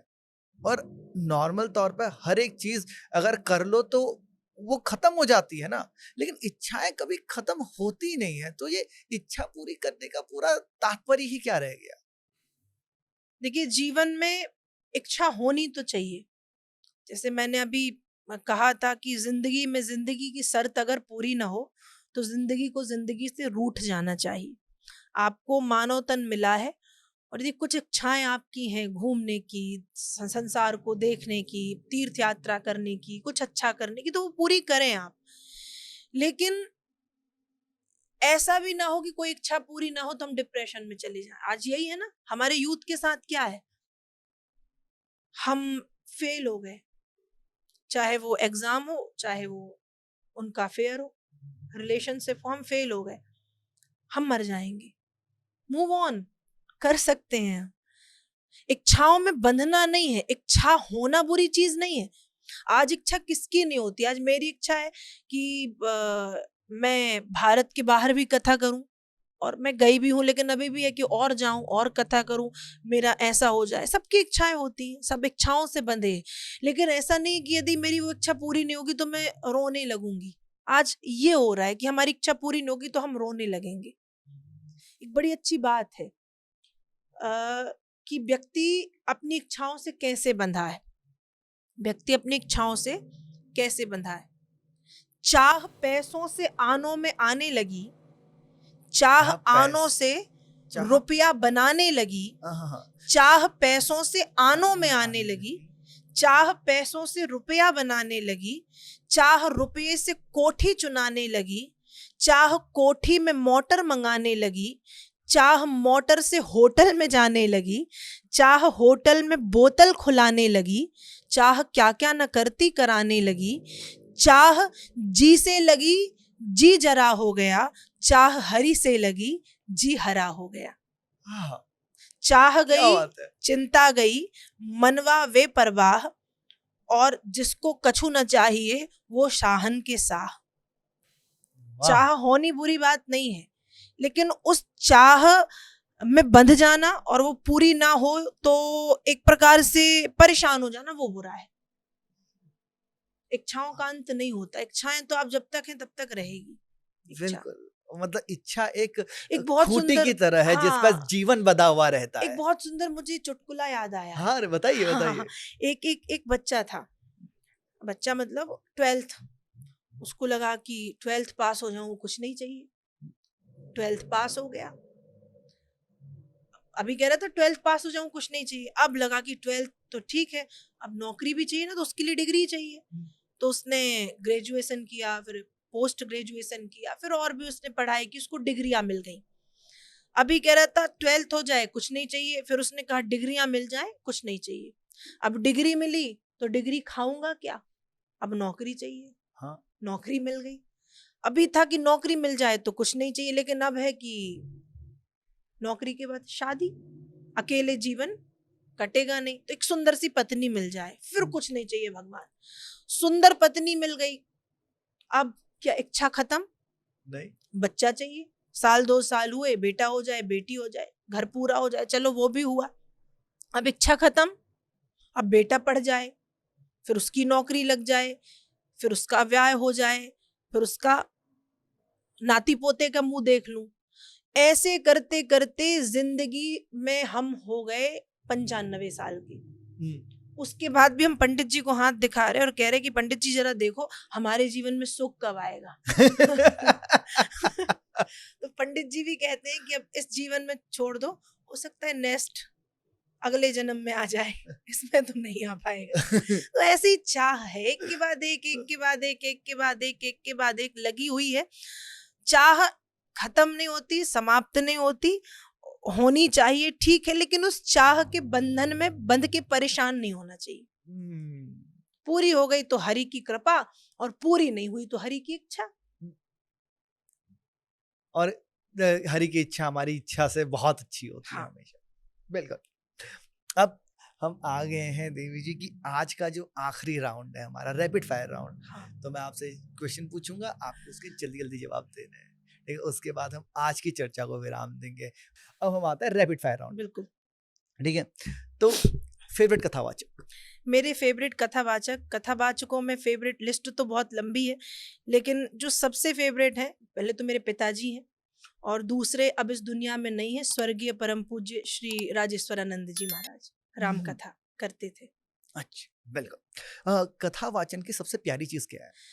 कथा वाचन की हर चीज बड़ी प्यारी है, लेकिन सबसे प्यारी चीज ये है कि कथा के माध्यम से आप हजारों लोगों को हरि से जोड़ देते हैं, हम्म, भगवान से जोड़ देते हैं। कानों के माध्यम से, दर्शन के माध्यम से, श्रवण के माध्यम से, भजन के माध्यम से, कथा के माध्यम से, कीर्तन के माध्यम से, किसी ना किसी माध्यम से भक्त जुड़ जाते हैं और हरि से। बिल्कुल। और कथा की सबसे बुरी बात? सबसे बुरी बात तो कथा में कोई नहीं है, लेकिन मुझे जो बुरा लगता है कभी कभी झांकियां, खासकर तब जब एक मजाक के रूप में वो प्रस्तुत की जाती हैं। आप भगवान का चरित्र जब गा रहे हैं, तो जैसे सुदामा चरित्र की झांकी आती है, सुदामा जी बना दिए ऐसे बुढ़े से लंगड़ाते हुए आ रहे, लोग हंसते हैं। वो एक मार्मिक प्रसंग है। मार्मिक प्रसंग मतलब ऐसा कि द्वारिकाधीश एक गरीब मित्र सुदामा के चरणों को आंसुओं से धो रहा है। कितनी मार्मिक कथा है, मतलब लोग रोते हैं। और जहां वो झांकी बनाई तो हा हा हा हा हा। तो मुझे एक कहीं ना कहीं कई विषयों में वो झांकी जो है, जहां झांकियों के माध्यम से भगवान का या कथा का मजाक बनता है, वो हम्म, मुझे अच्छा नहीं लगता। ओके। महाभारत से दो प्रमुख सीख। महाभारत से सबसे बड़ी सीख तो है लोभ। लोभ नहीं करना चाहिए। दुर्योधन के पास लोभ आया, भगवान शांति दूत बन के गए, लोभ इतने चरम पे था, एक ना सुनी, और उसी लोभ के कारण महाभारत का युद्ध हुआ। और ऐसा युद्ध हुआ कि कौरव वंश का समूल विनाश, और पांडवों को भी अपना बहुत कुछ खोना पड़ा। तो पहला तो लोभ। और महाभारत से दूसरी सीख हमें ये कि संग, संग बहुत अच्छा होना चाहिए। हम्म, पांडवों और कौरवों के जीवन पे संग का प्रभाव था। कौरवों ने संग किया शकुनी का, और पांडवों ने संग किया श्री कृष्ण का। वाह। तो संग सुंदर होना चाहिए। आपका संग सुंदर है, आप कैसे भी हो, आपका संग अच्छा होगा तो आप भी अच्छे हो जाएंगे। 1 साल, 2 साल, 10 साल, 15 साल नहीं, लेकिन जीवन के अंत में आप का वो संग आपको सुधार देगा। तो पांडवों का संग कृष्ण थे और कौरवों का संग शकुनी था। परिणाम आपके सामने है। तो महाभारत से दो सीख है, लोभ नहीं करना चाहिए और संग बहुत अच्छा होना चाहिए। बिल्कुल। रामायण से दो सीख। रामायण से दो सीख। रामायण तो पूरी कथा सीख पर आधारित है, लेकिन पहली सीख मर्यादा। राम कथा सिखाती है कि पिता की, पुत्र की, भाई की, पत्नी की, गुरु की, शिष्य की मर्यादा क्या है। और दूसरी राम कथा त्याग, त्याग कैसा होना चाहिए। त्याग राम जी ने किया, त्याग सीता जी ने किया, त्याग लक्ष्मण ने किया, त्याग भरत ने किया, त्याग कैकेयी ने किया, और दशरथ जी ने तो इतना बड़ा त्याग किया कि राम के वियोग में प्राण ही त्याग दिए। तो राम कथा सिखाती है मर्यादा ज्यादा। और त्याग। वाह। अगर दुनिया से जा रहे हो तो आपको क्या लगता है कि आपके क्या आखिरी शब्द होंगे? आखिरी शब्द, हाँ, इस दुनिया से जाते हो। यदि इस दुनिया से मैं जा रही हूं तो मेरे आखिरी शब्द होंगे नर्मदे हर। वाह। या ये भी मान ले कि इतना तो करना स्वामी, जब प्राण तन से निकले, गोविंद नाम लेके तब प्राण तन से निकले। श्री गंगा जी का तट हो, यमुना का वन सिवट हो, मेरा सांवरा निकट हो जब प्राण तन से निकले। सुंदर, सुंदर। एक दिन के लिए अगर आप ईश्वर बन जाए, क्या करोगे? नहीं बन सकती मैं, हो ही नहीं सकता। इसका उत्तर यही है, हो ही नहीं सकता। ठीक है। इंसान भगवान नहीं बन नहीं सकता। बन ठीक है। सकता। ओके, तो ये हमारे ईश्वर हैं। इनके बारे में आपको एक एक लाइन बोलनी है। राधा जी। स्वयं कृष्ण, कृष्ण। स्वयं राधा, राम। मर्यादा, सीता। माता, शिव। भोलेनाथ, पार्वती। आदिशक्ति। ठीक है। परफेक्ट। तो ये हमारा रैपिड फायर राउंड। आपने बहुत बढ़िया किया, अच्छी चीजें बताई। और मुझे लगता है कि यहाँ पे प्राची जी, आज की जो हमारी जो ये एक जो सत्संग हमने किया है उसको आज का हम विराम देते हैं।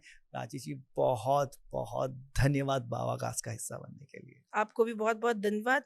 आप सबके जो बाबा हैं उन सबको भी बहुत बहुत मेरा जय श्री कृष्णा। और आपके साथ चर्चा करके मुझे बहुत अच्छा लगा। उम्मीद करती हूँ कि जल्दी आके पुनः एक पॉडकास्ट आपके साथ करूं। बिल्कुल, मुझे इंतज़ार रहेगा जी। इसका। बहुत-बहुत धन्यवाद। तो बाबा, ये था आज का हमारा बेहतरीन सा सत्संग, बेहतरीन सा पॉडकास्ट प्राची जी के साथ। अगर आपको सुन के बहुत मज़ा आया है, तो अपने किसी साथी के साथ शेयर करो, उनके अंदर भक्ति जगाओ, मुझे कमेंट में बताओ। और बाकी मैं आपसे अगले संडे मिलता हूँ, दिन के 12 बजे, एक नई गेस्ट, एक नई पॉडकास्ट के साथ। तब तक के लिए अपना ख्याल रखिए बाबा। राधे, राधे।